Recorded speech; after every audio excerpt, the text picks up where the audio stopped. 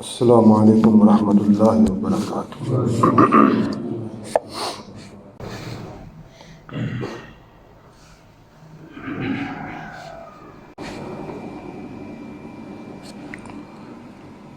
ان الحمد للہ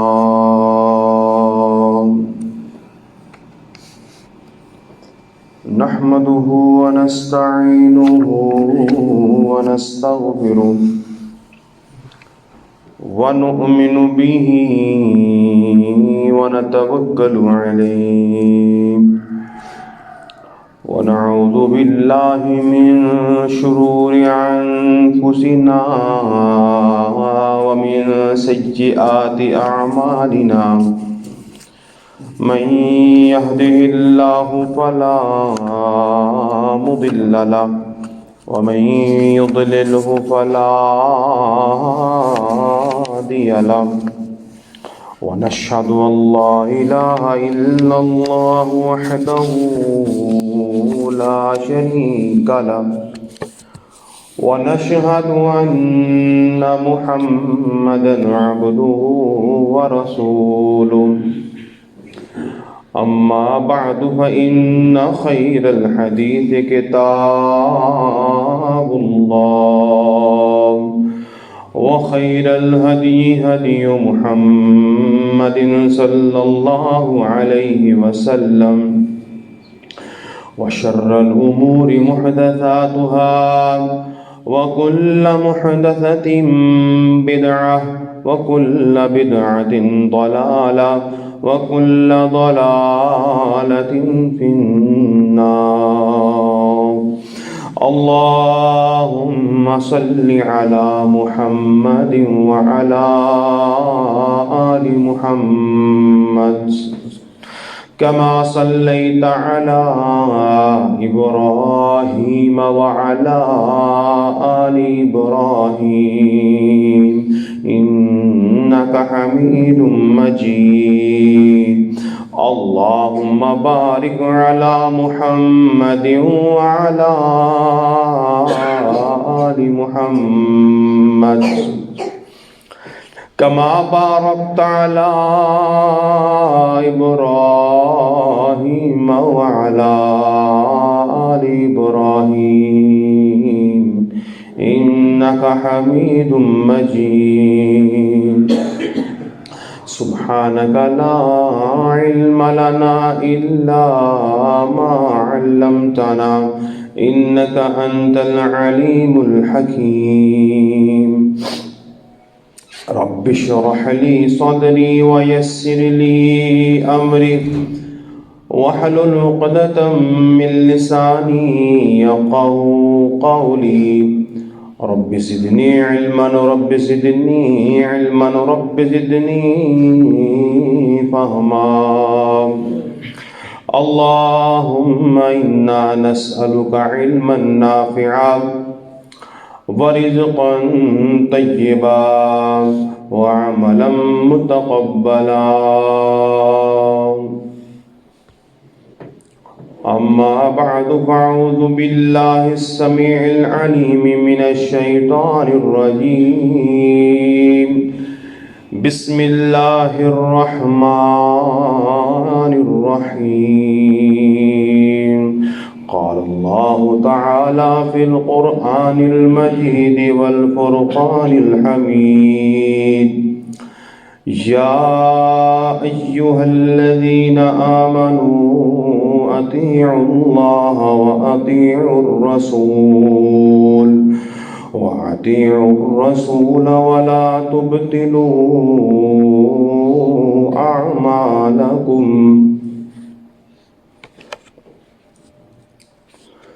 صدق اللہ العظیم۔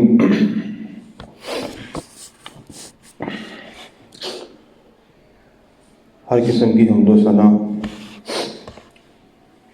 پاک مطہر مطیب پاکیزہ مبارک کلمات اللہ جل شانہ و مجدہ کی ذات پاک کے لیے خاص ہے، جو اپنی ذات کے اندر، افعال کے اندر، عبادت کے اندر، حقوق کے اندر، تصرفات کے اندر، اختیارات کے اندر وحدہ لا شریک ہے۔ درود و سلام ہو آقا دو جہان، پیغمبر کون و مکان، سید المرسلین خاتم النبیین، قائد اعظم رہبر اعظم مرشد اعظم، احمد مجتبیٰ حضرت محمد مصطفیٰ صلی اللہ علیہ وسلم کی ذات اعلیٰ اور مطہر کے لیے اللہ بیش بہا رحمتیں برکت نازل فرمائے۔ صحابہ کرام، اہل بیت اعظام، تابعین، تبع تابعین، ائمہ کرام، محدثین نظام، اولیاء الرحمن۔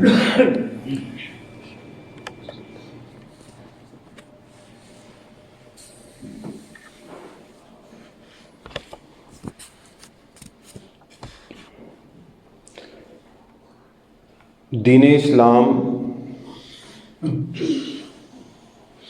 ایک مکمل زندگی گزارنے کا ایک پیکج ہے۔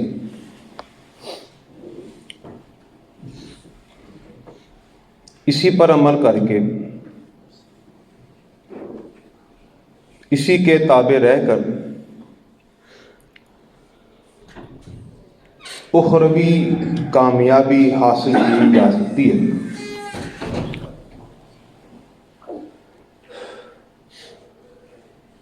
اس دین کے اندر جو بیان ہوا ہے، جن باتوں کے متعلق بتلایا گیا ہے،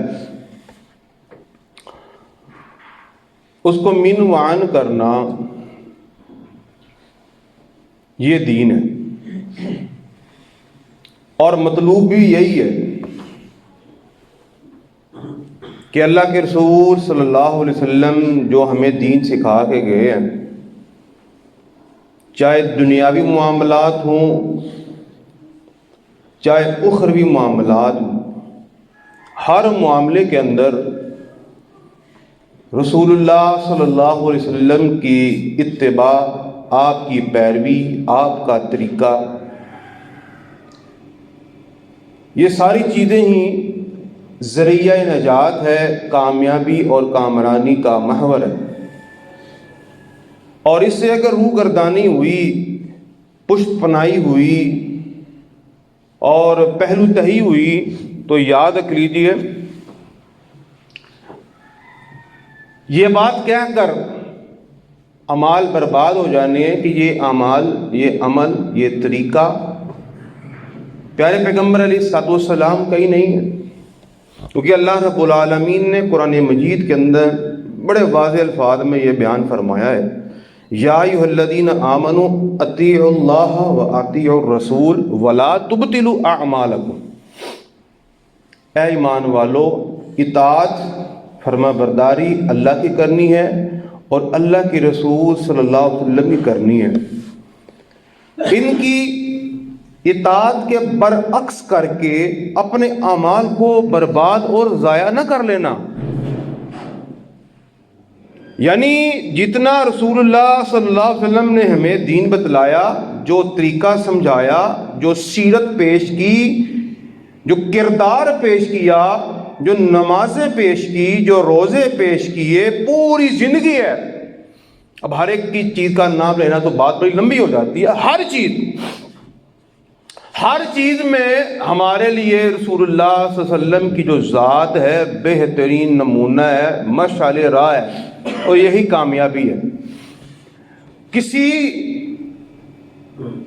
نبی پاک صلی اللہ علیہ وسلم کے علاوہ کسی فرد کے لیے اللہ رب العالمین نے یہ لفظ استعمال نہیں کیا ہے، بلکہ رسول اللہ صلی اللہ علیہ وسلم کی ذات کے لیے فرمایا لقد کان لکم فی رسول اللہ اسوۃ حسنہ، بہترین پیکج، بہترین زندگی، بہترین ایک عملی مجسمہ ہے۔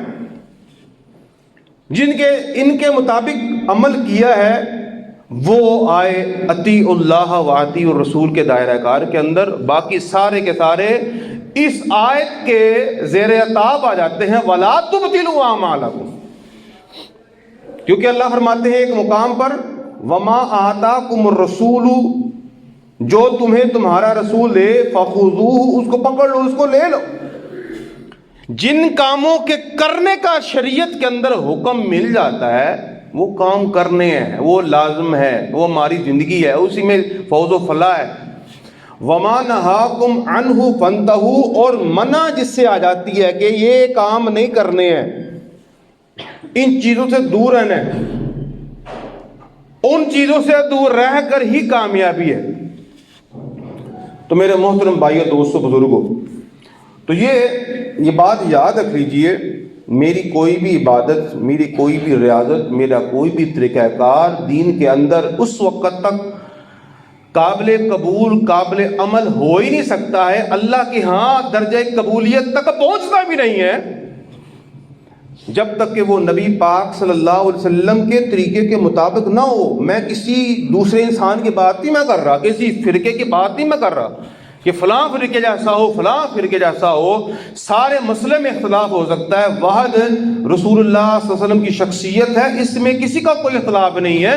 تو انہی کی طرف میں آپ کو کہہ رہا ہوں جو رسول اللہ صلی اللہ علیہ وسلم کا طریقہ ہے، اسی کے مطابق آپ نے دنیا گزارنی ہے۔ اس کے برعکس اگر ہوگے نا تو سب کچھ رائے گا، سب کچھ برباد ہو جانا ہے، چاہے عمل کتنا ہی خوبصورت کیوں نہ ہو۔ یہ بھی بات یاد رکھ لیجیے، کئی لوگوں کے دماغوں میں، ذہنوں میں بات گھسا دی جاتی ہے، عمل تو بڑا اچھا ہے، بڑا اللہ کی رضا کے لیے ہے، زیادہ ہے، زیادہ ثواب ہی ہے، لیکن میرے محترم بھائیو، دوستو، بزرگوں، دین اتنا ہی ہے۔ اگر جتنا دین بتلایا گیا ہے اس پر عمل کرنا ہے نا تو کامیابی ہے۔ ایک شخص آیا تھا نا نبی پاک صلی اللہ علیہ وسلم کے پاس، دین سیکھنے کے لیے بڑی دور سے آیا تھا، بڑا لمبا سفر کر کے آیا تھا، اور ایک بات پوچھنے آیا تھا دین کے متعلق، بس دین سیکھنے آیا تھا، مختصر دین۔ نبی پاک صلی اللہ علیہ وسلم نے ان کو ارکان اسلام بتلائے، کہا یہ ہے تمہارا دین۔ وہ پلٹنے لگا اور کہا اللہ کے رسول، لا ازید علی ھذا ولا انقص، جو آپ نے بتا دیا ہے اسی پہ عمل کرنا ہے، میں نے کوئی نفل نہیں پڑھنے، کوئی نفلی، کوئی وہاں دائیں بائیں نہیں، جو جتنا آپ کی زبان سے نکلا ہے اتنا ہی میں عمل کروں گا، میں اس سے کچھ زائد نہیں کروں گا، میں جتنا دین نبی پاک صلی اللہ علیہ وسلم نے بتلا دیا۔ تو نبی پاک صلی اللہ علیہ وسلم نے یہ نہیں کہا تھا نہیں نوافل کا بھی اہتمام کرنا ہے، اس سے داری بات کرنی ہے۔ آپ علیہ السلام نے فرمایا من سرہ ان ینظر الی رجل من اہل الجنہ فلینظر الی ھذا، جو دنیا میں چلتا پھرتا جنتی دیکھنا چاہتا ہے نا تو اس بندے کو دیکھ لیجئے، اگر یہ اپنی بات کے اندر سچ رہا اور کھڑا رہا، اس نے واقعی اتنا عمل کیا جتنا میں نے بتلا دیا، تو یہ پکا جنتی ہے۔ یہ میں نے بات شروع میں بھی عرض کی ہے، جتنا نبی صلی اللہ علیہ وسلم نے دین بتلایا ہے اتنا کامیابی کے لیے ہماری کافی ہے۔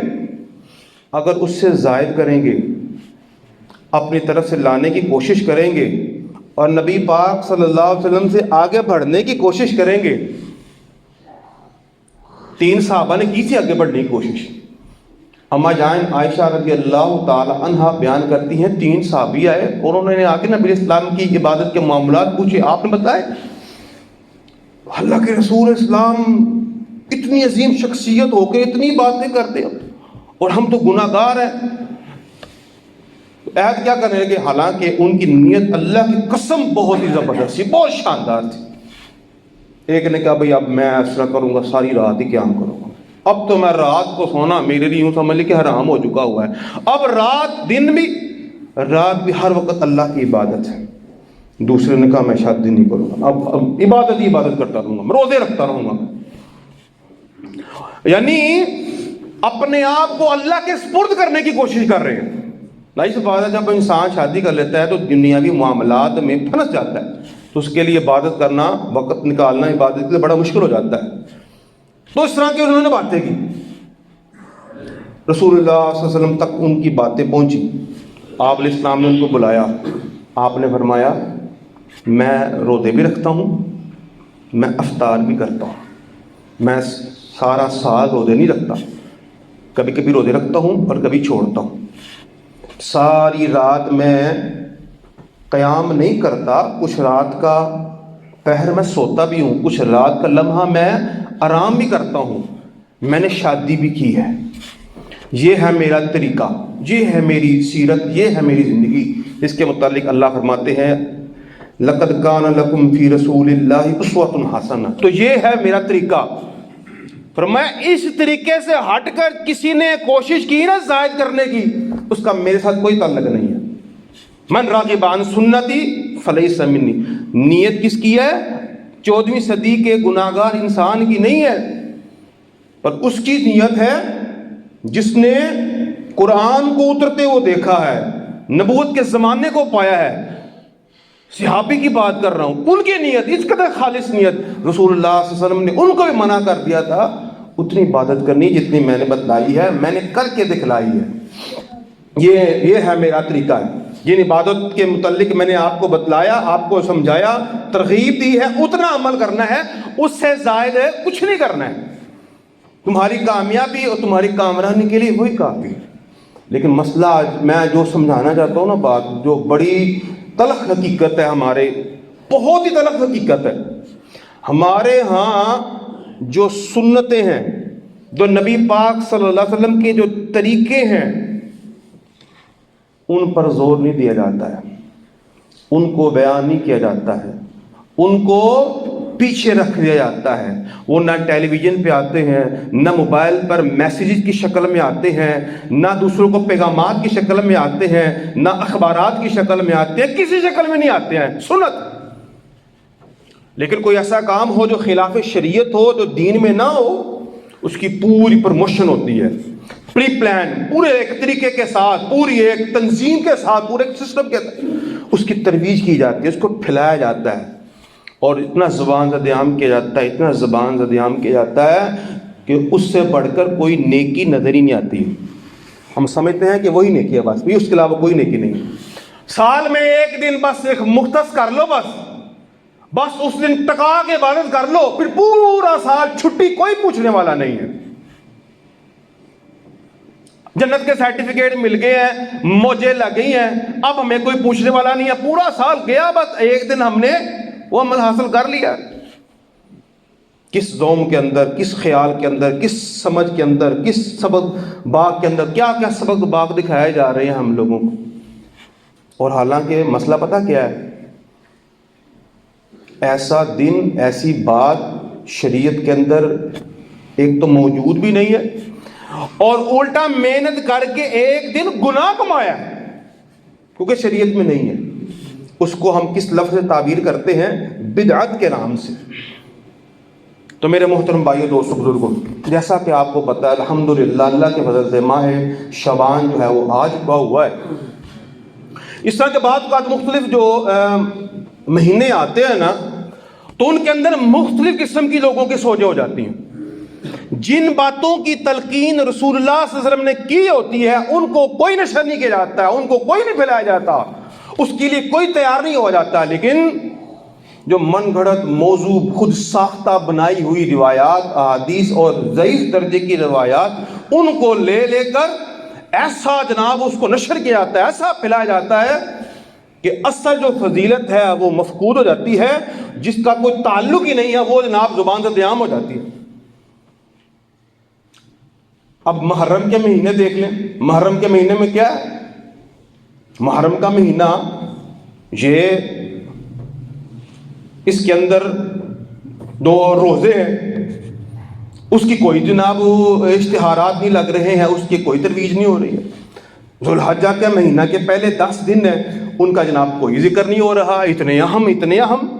لیکن جو ہی ربیع الاول آتا ہے، جس کے متعلق پورے دین کے اندر کوئی فضیلت نہیں ہے، پورے اسلام کے اندر کوئی فضیلت نہیں ہے، جس کی جناب فضیلت کو اس قدر بڑھا چڑھا کر بیان کیا جاتا ہے، اس نے یہ کرنا ہے، یہ کرنا ہے، وہ کرنا ہے.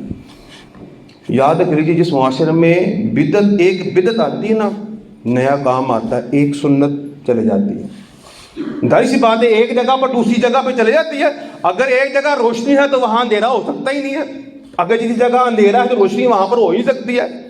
جب ایک دن کے مقابلے میں دوسرا دن آ گیا ہے تو ظاہر سی بات ہے وہ جو سنت والا دن تھا وہ مفقود ہو گیا ہے. رمضان کا مہینہ ہے، کس قدر عظمتوں کا مالک ہے، اس کی کون تیاری کرتا ہے؟ اس کی کون تیاری کرتا ہے؟ لیکن جب شعبان آتا ہے یا رجب آتا ہے نا، پھر تیاریاں زور و شور میں ہو جاتی ہیں، جن کا کوئی تعلق ہی نہیں ہے. جن چیزوں کا تعلق ہے، جن کی فضیلت ہمارے شریعت کے اندر موجود ہے، فضائل موجود ہیں، ان کو نہیں بیان کرنا ہے.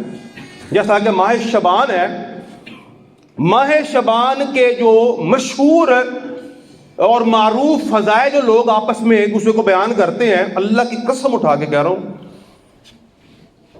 ان کا میں تذکرہ کروں گا، میں وہ سارے کے سارے سند ضعیف ہیں سوائے چند ایک. ان میں سب سے پہلا جو ہے وہ صحیح بخاری کے اندر ہے. نبی پاک صلی اللہ علیہ وسلم کے متعلق فرمایا لم یکن النبی صلی اللہ علیہ وسلم یصوم شہرا من شعبان. فرمایا نبی پاک صلی اللہ علیہ وسلم کسی مہینے میں اتنے نہیں روزے رکھتے تھے جتنے شعبان کے مہینے میں روزے رکھتے تھے. روزہ ہے، ایک دن نہیں، ایک دن خاص نہیں. نبی پاک صلی اللہ علیہ وسلم شعبان کے کا جو مہینہ آتا اس میں روزوں کا اہتمام کیا کرتے تھے. اہتمام کے داروں کو یوں محسوس ہوتا ہے انہو کانا یصوم شعبان کلہ، ایسا لگتا کہ نبی پاک صلی اللہ علیہ وسلم سارا شعبان ہی روزہ رکھا ہوا ہے، ایک نہیں، ایک دن نہیں. یعنی مطلب اس کا حدیث کا یہ ہے کہ نبی پاک صلی اللہ علیہ وسلم شعبان میں کثرت سے روزے رکھا کرتے تھے. اب آپ دیکھیں، غور کریں اس حدیث کو کتنا کو پھیلایا گیا. حالانکہ صحیح بخاری کے اندر سب سے مستند حدیث کی کتاب یہ حدیث موجود ہے، اس کو کتنا پھیلایا گیا. کتنا لوگوں کو پتہ ہے کہ نبی پاک صلی اللہ علیہ وسلم رمضان اور شعبان کے مسلسل روزے رکھا کرتے تھے. ایک نصف شعبان کا تو ہم سب کو پتہ ہے، ہر بچے کو پتہ ہوگا، لیکن جو صحیح بخاری کے اندر صحیح سند، اس سے بہتر سند والی کتاب کون سی ہو سکتی؟ اس میں یہ روایت موجود ہے. اور صحیح مسلم کے اندر الفاظ ہے کان یصوم شعبان کلہ، نبی اسلام پورے شعبان کے روزے رکھا کرتے تھے. شعبان اور رمضان کے روزے ملا کر رکھا کرتے تھے. ایک پورا مہینہ شعبان کا اور پورا مہینہ رمضان کا. کون کرتا ہے یہ کوشش؟ کون شعبان میں روزے رکھنے کی کوشش کرتا ہے؟ محدثین نے اب یہاں پر ایک مسئلہ نکالا ہے. نبی پاک صلی اللہ علیہ وسلم کی ایک حدیث بھی ہے اذا بقی نصف من شعبان فلا تصوموا، ترمذی کی صحیح روایت ہے. فرمایا جب شعبان کا نصف ہو جائے، شعبان کا جب نصف ہو جائے، 15 شعبان تک ہو جائے، اس کے بعد نبی پاک صلی اللہ علیہ وسلم نے روزہ رکھنے سے منع کر دیا تھا. آپ 15 شعبان کے بعد روزہ نہیں رکھ سکتے. کیوں؟ رمضان اور شعبان کے درمیان ایک فرق رکھنا ہے، کیونکہ اکیلا صرف رمضان ایک ایسا مہینہ ہے جس میں مکمل روزے رکھے جائیں گے. اس کے علاوہ کوئی مہینہ ایسا نہیں ہے جس میں پورے مکمل روزے رکھے جائیں. تو محدثین فرماتے ہیں یہاں پر جو مراد یہ ہے کہ نبی پاک صلی اللہ علیہ وسلم کا کے متعلق یہ بات ہے نا کہ آپ پورے مہینے کے روزے رکھتے ہیں، کیا اس کا مطلب یہ نہیں کہ آپ سارے روزے رکھتے ہیں؟ فرمایا آپ صلی اللہ علیہ وسلم کثرت سے روزے رکھا کرتے تھے، زیادہ سے زیادہ جو ہے وہ شعبان کے اندر روزوں کا اہتمام کیا کرتے تھے، روزوں کا. اب دیکھیں، اب اس شعبان کے روزے رکھنے کی نبی پاک صلی اللہ علیہ وسلم سے تو ثابت ہے، یہ تو سنت ہے، لیکن نبی پاک صلی اللہ علیہ وسلم نے اس کی کوئی فضیلت نہیں بیان کی. آپ نے اسلام نے اس کا کوئی وظائف بیان نہیں کیے، جو روزہ رکھو گے تو یہ ہو جائے گا، روزہ رکھو گے جس طرح محرم کے روزے ہیں، ذوالحجہ کے روزے ہیں، ان کے متعلق فضائل آتے ہیں. لیکن شعبان کے روزے کے متعلق نبی پاک صلی اللہ علیہ وسلم کا بس طریقہ ہے، آپ روزہ رکھا کرتے تھے، اس کے علاوہ کوئی فضیلت نہیں ہے. لیکن آپ دیکھیے مارکیٹ میں کس قدر عجیب و غریب فضیلتیں ہیں اس شعبان کے پورے مہینے کی. یعنی سنیے ذرا، نصف شعبان جو ہے اس کے متعلق حدیث کیا آتی ہے؟ اذا کانت لیلۃ نصف من شعبان فقوموا لیلها وصوموا شهرها. جب نصف شعبان ہو جائے نا تو پھر تم نے کیا کرنا ہے؟ روزے رکھنے ہیں، دن کو روزے رکھنے ہیں، رات کو قیام کرنا ہے. حالانکہ ترمذی کی صحیح سند سے روایت ہے نبی اسلام نصف شعبان کے بعد روزہ رکھنے سے منع کر دیا ہے. صحیح سند کے مقابلے میں ضعیف حدیث، اور نبی پاک نے منع کیا ہے، اور یہاں پر جناب زور و شور سے روزے جناب کا اہتمام کیا جاتا ہے. ایک روزے کا دین کو الٹ پٹانگ کر کے عجیب و غریب باتیں جو ہے وہ دین میں داخل کر دی جاتی ہیں. اور نقصان کس کا ہے؟ ہمارا نقصان نہیں ہے. یاد رکھ لیجیے نقصان ہر اس بندے کا ہے جو یہ کر رہا ہے. ہمارا کام ہے، ہمارا ایک عزم ہے کہ آپ کو حقیقت بتانا، آپ کو راہ راست پر لانے کی کوشش کرنا. باقی ہم تو آپ کے اپنے ہیں. آپ نے اپنے اعمال کا جواب دینا ہے، آپ اپنے معاملات اللہ کے سپرد کرنے ہیں، میں نے اپنے سپرد کرنے ہیں، لیکن میں اس ذمہ داری کو اللہ کے فضل و کرم سے جو انبیاء کی طرف سے علماء پہ لگی ہے اس کو نبھانے کے لیے کوشش یہ کی جاتی ہے تاکہ آپ کو صحیح سمت کا جو تعین ہے آپ کے سامنے کیا جائے کہ صحیح دین کیا ہے۔ یہ نہ ہو قیامت والے دن اعمال لے کے ہم پہنچے ہوں اور بڑا ہم نے زوم کیا ہو، بڑے اچھے عمل کیے ہوئے ہیں، اور وہاں پر روندہ درگاہ بنا دیا جائے، کہیں ہمارے اعمال کو ضائع نہ کر دیا جائے۔ اعمال کی حفاظت کرنی ہے۔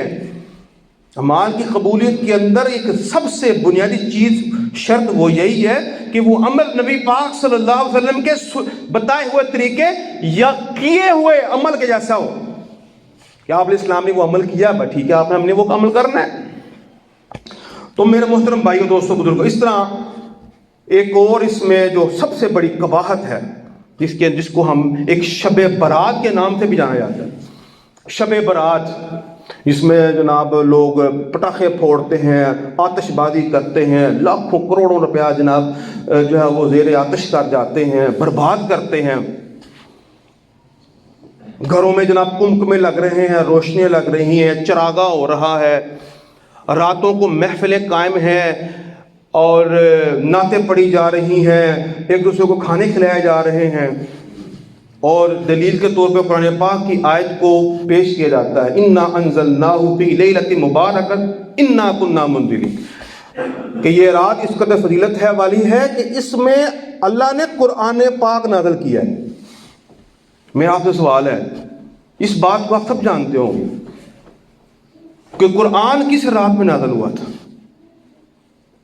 کون سی راتیں ہیں جس میں قرآن پاک کا نزول ہوا؟ سب مسلمان جانتے ہیں، وہ ہے شب قدر۔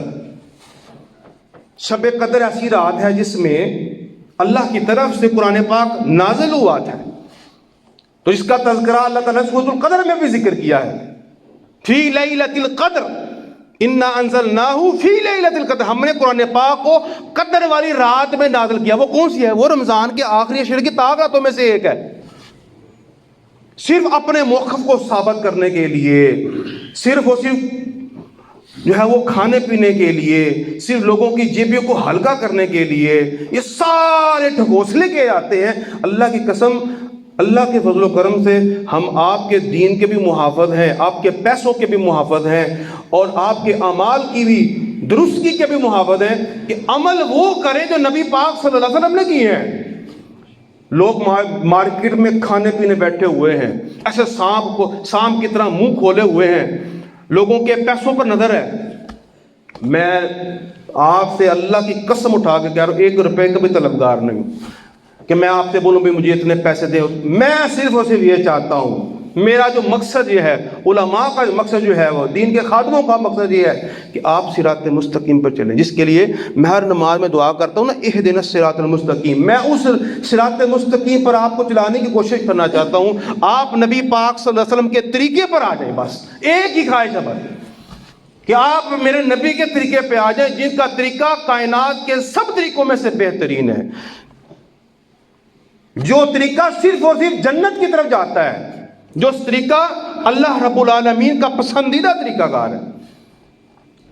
یہ ساری باتیں بالکل جو ہے وہ قرآن و حدیث کے برعکس ہیں۔ تو یہ اس کے علاوہ اس کی جناب فضیلت بیان کی، فیہا یفرغ کل امر حکیم، اس رات کی اہمیت اتنی ہے، یعنی نصف شعبان کی اتنی فضیلت ہے کہ اس میں بڑے بڑے اہم فیصلے کیے جاتے ہیں۔ تو میرے محترم بھائیوں، دوستوں، بزرگوں، یہ سارا کا سارا کس سے تعلق ہے؟ یہ سارا کا سارا رمضان ہے، یہ رمضان کے آخری عشرے کی طاق راتوں ہے۔ اب آپ غور کریں، رمضان کے آخری عشرے کی جو طاق راتیں ہیں، ان 5 راتوں کا کون اہتمام کرتا ہے؟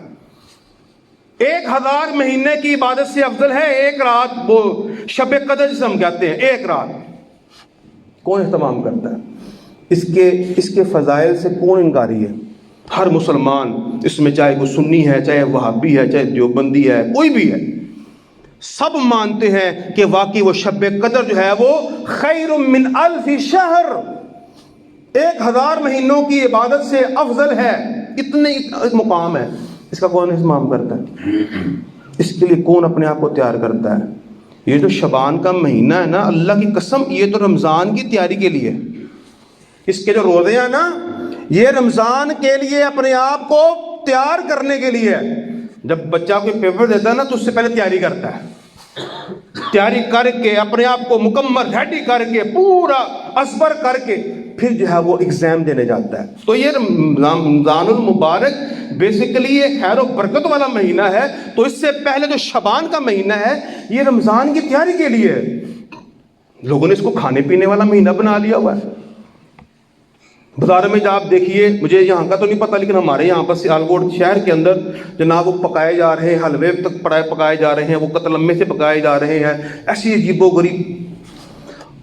آپ تلمہ کھا سکتے ہیں، میں منع نہیں کرتا، آپ حلوہ بھی کھا سکتے ہیں، حلوہ پوڑی بھی جو مرضی کھائیں، لیکن یہ نیت کر کے کہ اس رات کھانا کھلانا اور کھانا بانٹنا یہ بہت باعث اجر ہے، باعث ثواب ہے۔ یہ کرنے سے یہ ثواب ہوتا ہے اس رات کو عبادت کرنے سے۔ اور ایک نماز ہے، غالباً اس کو صلاۃ الفیہ کا نام بھی دیا غالباً گیا ہے، کہ 1000 رکعتوں والی نماز۔ کچھ یہاں 12 رکعتیں پڑھتے ہیں، 14 رکعتیں پڑھتے ہیں، کوئی خاص طرح کی نماز ہے، پوری رات جناب وہ رات کو 12 بجے شاید شروع ہوتی ہے نماز۔ حالانکہ اس شعبان کے اندر صرف اور صرف اگر کوئی عبادت ثابت ہے ایکسٹرا، وہ صرف روزہ ہے، صرف روزہ ہے۔ کہ نبی پاک صلی اللہ علیہ وسلم شعبان کے مہینے میں کثرت سے روزے رکھا کرتے تھے، اور ہم روزے نہیں رکھتے، ہم اور کام کرتے ہیں۔ یوں سمجھ لیجیے ہم نے ٹھیکہ لیا ہوا ہے نبی پاک صلی اللہ علیہ وسلم کی مخالفت کا۔ ہم نے جان بوجھ کر نبی پاک صلی اللہ علیہ وسلم کی مخالفت کرنے کے لیے اپنے آپ کو تیار کیا ہوا ہے، ہر وہ کام کرنا ہے جو نبی پاک صلی اللہ علیہ وسلم نے نہیں کیا ہے۔ تو پھر نبی پاک صلی اللہ علیہ وسلم سے محبت کا دعویٰ کس بات کا ہے؟ مجھے یہ سمجھ نہیں آتی۔ کام کوئی اور کرنے ہیں تو پھر نام پھر عاشق رسول ہے، محب رسول ہے۔ تو میرے محترم بھائیو، دوستو، بزرگو، خدا را اپنے آپ کو ذرا جگائیں، اپنے آپ کو ذرا بیدار کریں۔ یہ غیر تہذیبی اور غیر اخلاقی کہہ لیں، یہ پٹاخے چلانا اور اس طرح شور و غوغا، یہ بڑا کچھ ہوتا ہے۔ آپ نے پتہ نہیں آپ کو محلے میں کوئی بزرگ بھی رہتا ہے، کوئی گھروں کے اندر بیمار مرد ہے، خواتین ہے، وہ اس دھماکوں سے بیچارے کتنے پریشان ہوتے ہیں۔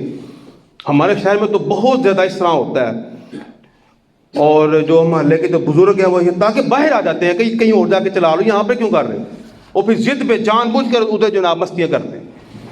ان کو اللہ کا ڈر نہیں ہے، اللہ کا خوف نہیں ہے۔ جب آپ ایک تو نبی پاک صلی اللہ علیہ وسلم کے طریقے کے خلاف بھی ہو رہا ہے، اور ایک انسانوں کو بھی تکلیف دی جا رہی ہے، ڈبل گناہ ہے۔ تو میرے محترم بھائی، دوستو، بزرگوں، اپنا قبلہ درست کیجیے، عمل وہ کریں، کام وہ کریں جو میرے نبی نے کیا ہے، طریقہ وہ اختیار کریں، راہ اس پہ چلیں جو میرے نبی کی ہے۔ اور اس دنیا میں سب سے بہترین رستہ نبی پاک صلی اللہ علیہ وسلم کی ذات کا ہے، اس سے بہتر کوئی اور طریقہ نہیں ہے۔ اللہ سے دعا رب العالمین عمل کی توفیق عطا فرمائے۔ اقول قولی ھذا استغفر اللہ لی ولکم ولسائر المسلمین وما علینا الا البلاغ۔